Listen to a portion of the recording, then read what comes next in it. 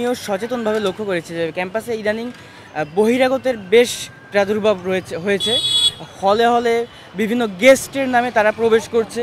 বিভিন্ন গেটে আপনারা লক্ষ্য করেছেন বিভিন্ন জায়গাতে প্রচারণার নামে বাইরের স্টুডেন্টদেরকে নিয়ে একটা গোষ্ঠী তাদের প্রচার পরিচালনা চালাচ্ছে।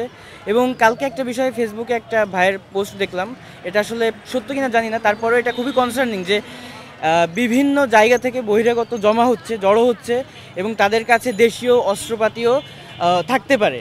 তো এই সব জায়গা থেকে আমরা ইতিমধ্যে প্রশাসনের দু একটা ব্যর্থতা লক্ষ্য করেছি। যে আপনারা লক্ষ্য করেছেন যে চারুকলাতে আমাদের তামান্না আপুর যে ছবি বিকৃত করা হয়েছে, হিজাবকে অপমানিত করা হয়েছে, কলুষিত করা হয়েছে এবং কিছু বোল্ড ব্যানার ফেলে দেওয়া হয়েছে, সেখানে প্রশাসন কিন্তু ব্যর্থ।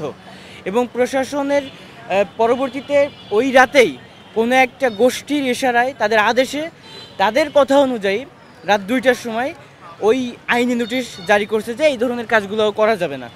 তো এই যে প্রশাসনের ব্যর্থতাটা, আসলে আমরা প্রচার করব কিভাবে তাহলে ভাই?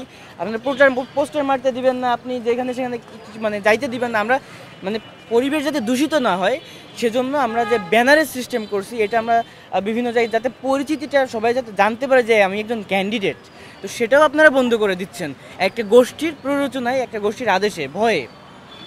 তো এই যে ব্যর্থতা, আমরা এই ব্যর্থতার জায়গা থেকে হতাশ। এবং পরবর্তীতে যে এই যে ক্যাম্পাসের ভেতরে বহিরাগতদের যে প্রাদুর্ভাব, এরা যে বিভিন্ন জায়গায় জড়িত হচ্ছে, বিভিন্ন গেস্টের নামে হলে হলে যাচ্ছে, রুমে রুমে থাকতেছে। তো এই যে প্রশাসন এখানেও ব্যর্থ, এবং পরবর্তীতে যদি এরা হামলা করে তাহলে সে প্রশাসন তো সেখানেও ব্যর্থ হবে। তো সেই জায়গা থেকে আমরা প্রশাসনের প্রতি আহ্বান জানাবো, আপনারা কঠোর হন, আল্লাহর রাস্তায় আপনারা কঠোর হন এবং এই বহিরাগত প্রবেশ বন্ধ করুন। আপনারা কালকে লক্ষ্য করেছেন যে 7 তারিখ থেকে বিশ্ববিদ্যালয়ের চারিদিক থেকে বন্ধ থাকবে, বহিরাগত প্রবেশ বন্ধ থাকবে।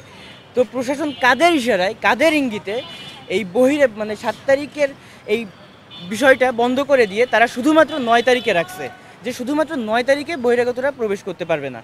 তো এই যে 9 তারিখে নিয়ে গেছে, এটা কাদের ইশারায় নিয়ে গেছে, এটা আমরা প্রশাসনের কাছে জানতে চাই।